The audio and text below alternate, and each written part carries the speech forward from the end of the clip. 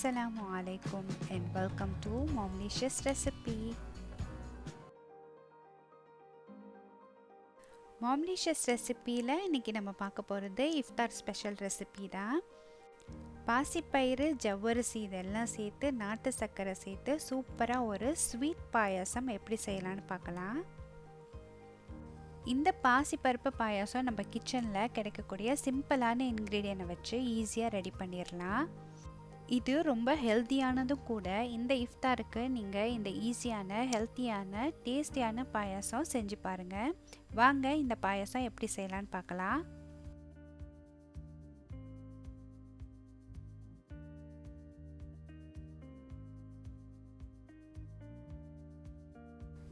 நான் இன்றைக்கி 3/4 கப் அளவு பாசிப்பருப்பு எடுத்திருக்கேன்.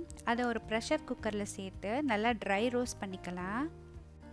பருப்போட கலர் சேஞ்ச் ஆகிராமல் அடுப்பை நல்லா லோ ஃப்ளேம்லேயே வச்சு இந்த மாதிரி கைவிடாமல் கலந்து விட்டுட்டு இதை ட்ரை ரோஸ்ட் பண்ணிக்கலாம். ரோஸ்ட் பண்ணிகிட்டு இருக்கும் போதே பருப்புலேருந்து நல்ல ஒரு வாசம் வரும். வாசம் வந்ததுக்கப்புறமா தண்ணி சேர்த்து இதை 2லேருந்து 3 விசில் வரைக்கும் விட்டு பருப்பை நல்லா வேக வச்சுக்கலாம். நான் இன்றைக்கி இதில் 500 ml அளவுக்கு தண்ணி சேர்த்து வேக வைக்கிறேன்.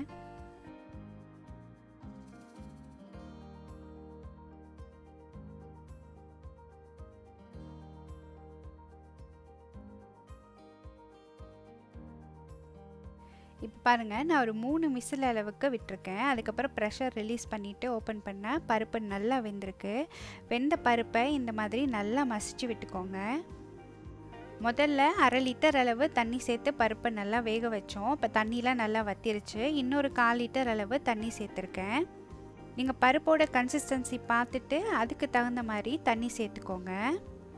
தண்ணி சேர்த்ததுக்கப்புறமா இப்போ உப்பு கொஞ்சமாக சேர்த்துட்டு அது கூடவே ஒரு பாண்டான் இலை சேர்த்து நல்லா ஒரு கொதி வர்ற அளவுக்கு கொதிக்க வச்சுக்கலாம்.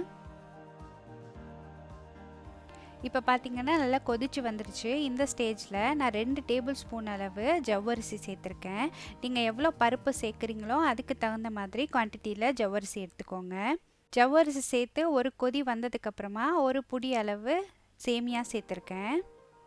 நான் இன்றைக்கி 3/4 கப் அளவு பருப்புக்கு ஒரு 3 டேபிள் ஸ்பூன் அளவு ஜவ்வரிசியும் ஒரு கைப்பிடி அளவு சேமியாவும் சேர்த்துக்கிட்டேன். இது கரெக்டான கன்சிஸ்டன்சியில் இருந்துச்சு. சேமியாவும் ஜவ்வரிசியும் சேர்த்து ஒரு 5 நிமிஷம் நல்லா லோ ஃப்ளேம்லேயே வச்சு கொதிக்க வச்சிங்கன்னா நல்லா வெந்து வந்திருக்கும். சேமியாவும் ஜவ்வரிசியும் வெந்துட்டான்னு செக் பண்ணிவிட்டு அதுக்கப்புறமா ஒரு 1/4 கப் அளவு நாட்டு சர்க்கரை சேர்த்துருக்கேன். நான் இன்றைக்கி 1/4 கப் அளவு நாட்டு சர்க்கரை சேர்த்துருந்தேன். நாட்டு சர்க்கரைக்கு பதிலாக நீங்கள் ஒயிட் சுகர் கூட ஆட் பண்ணிக்கலாம். உங்களுக்கு எந்த அளவு இனிப்பு வேணுமோ அதுக்கு தகுந்த மாதிரி நீங்கள் சீனி ஆட் பண்ணிக்கோங்க. சர்க்கரை சேர்த்து நல்லா கரைஞ்சி வந்ததுக்கப்புறமா ஒரு 1/4 கப் அளவு நல்லா திக்கான தேங்காய் பால் எடுத்து வச்சுருக்கேன். அதை சேர்த்துக்கலாம். பாயசம் பார்க்க கொஞ்சம் திக்காக தெரிஞ்சிச்சுன்னா நீங்கள் இன்னும் கொஞ்சம் தேங்காய் பால் கூட ஆட் பண்ணிக்கலாம். இப்போ நம்ம தேங்காயிலேருந்து முதல் பால் சேர்த்தாச்சு. உங்ககிட்ட 2வது பால் இருந்தால் அதுலேயும் ஒரு 1/4 கப் அளவு நீங்கள் சேர்த்துக்கலாம்.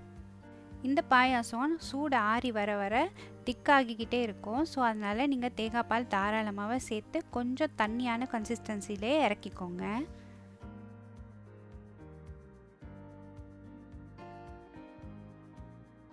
அடுத்தது இந்த பாயாசத்தோட ஃப்ளேவரை இன்னும் என்ஹான்ஸ் பண்ணுறதுக்காக 2 டேபிள் ஸ்பூன் அளவு நெய்யை சூடு பண்ணிவிட்டு அதில் கொஞ்சமாக முந்திரியை கட் பண்ணி சேர்த்துருக்கேன்.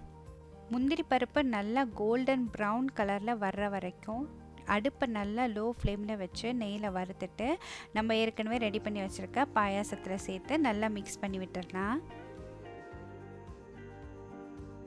நல்லா கமன்னு நெய் மணத்தோட பாசிப்பருப்பு பாயாசம் ரெடி ஆயிடுச்சு.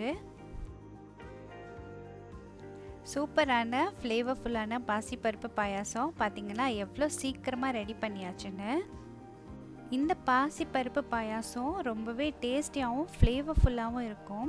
பாசிப்பருப்போட இந்த பாண்டால் இலையோட வாசம், நாட்டு சர்க்கரையோட வாசம், நெய் வாசம் இதெல்லாம் சேர்ந்து ரொம்பவே அட்டகாசமான டேஸ்ட்டில் இருக்கும். கண்டிப்பாக இந்த இஃப்தாருக்கு இந்த ஈஸியான பாசிப்பருப்பு பாயாசம் ரெசிபி நீங்களும் ட்ரை பண்ணி பாருங்கள். ட்ரை பண்ணி பார்த்துட்டு எப்படி இருந்துச்சுன்னு கமெண்ட்ஸில் சொல்லுங்கள். உங்களுக்கு இந்த வீடியோ பிடிச்சிருந்துச்சுன்னா உங்கள் ஃப்ரெண்ட்ஸ் அண்ட் ஃபேமிலிக்கு ஷேர் பண்ணுங்கள். மறக்காமல் மாம்லிஷியஸ் ரெசிபிக்கு சப்ஸ்கிரைப் பண்ணுங்கள். தேங்க்ஸ் ஃபார் வாட்சிங் மாம்லிஷியஸ் ரெசிபி.